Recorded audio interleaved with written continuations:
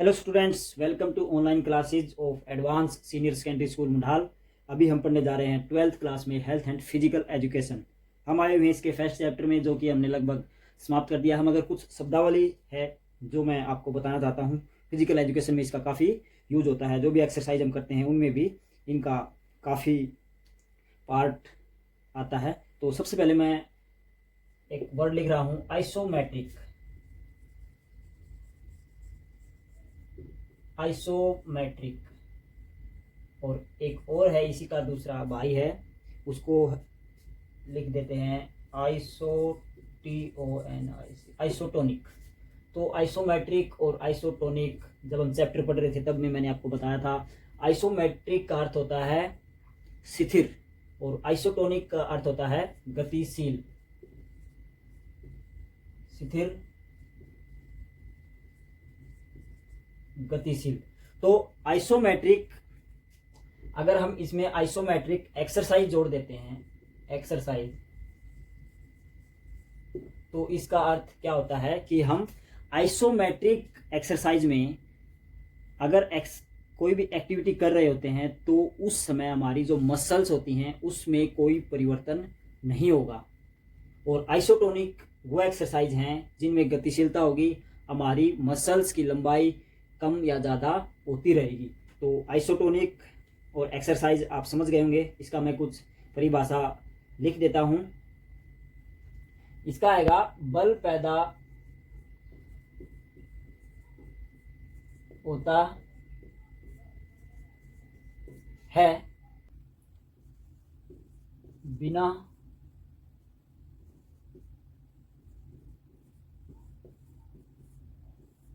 मांसपेशी के आकार में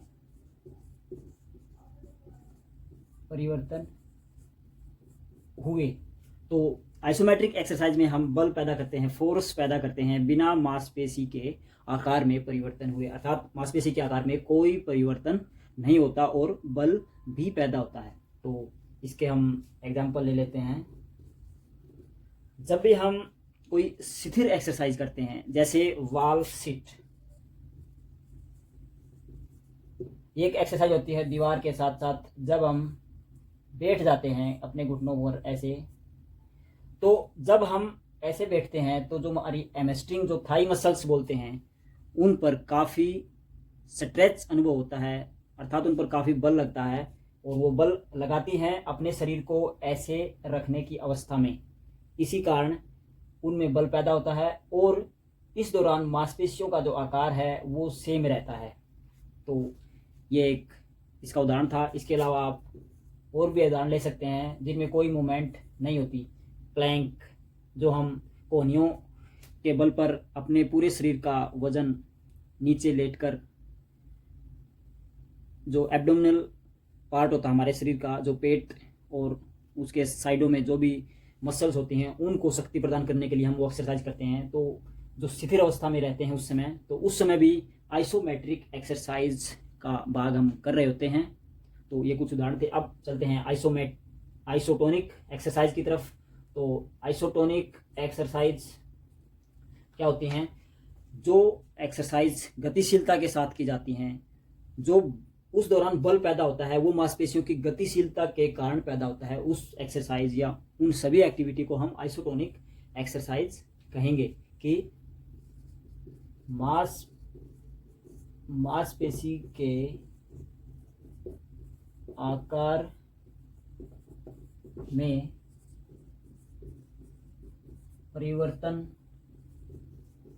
होने से बल पैदा हो, उन एक्सरसाइज को हम आइसोटोनिक एक्सरसाइज कहेंगे। तो ये काफ़ी सारी एक्सरसाइज होती हैं जहां आइसोटोनिक स्ट्रेच का अनुभव हमारा शरीर करता है। तो इनमें आप काफ़ी एक्सरसाइज लगा सकते हैं। जैसे मैं एग्जांपल के तौर पर लिख देता हूं यहाँ पर, सिटअप, स्टैंड अप, पुशअप, जो भी हम सिंपल, हम ये अपनी दौड़ भी लगा लेते हैं, जो रन या रेस होती है वो भी एक आइसोटोनिक एक्सरसाइज होती है, क्योंकि रेस लगाते हुए हम हमारी मांसपेशियों का आकार लंबा होता रहता है, सिकुड़ता रहता है, फिर लंबा होता है, फिर सिकुड़ता है। तो जो मांसपेशियों में आकार में जो परिवर्तन हो रहा है और साथ के साथ बल भी पैदा हो रहा है, तो वो आइसोटोनिक एक्सरसाइज का ही भाग है। तो ये कुछ हमारी जो वर्डिंग थी फिजिकल एजुकेशन में, इनका काफ़ी यूज होता है, तो हमें ये ध्यान में रखनी चाहिए। इसको हम आइसोमेट्रिक, अगर हम एक्सरसाइज को हटाकर आइसोमेट्रिक स्ट्रेंथ लिख देते हैं, यही हमारे चैप्टर में आया हुआ था आइसोमेट्रिक स्ट्रेंथ, इसको हम बोलेंगे स्थिर शक्ति।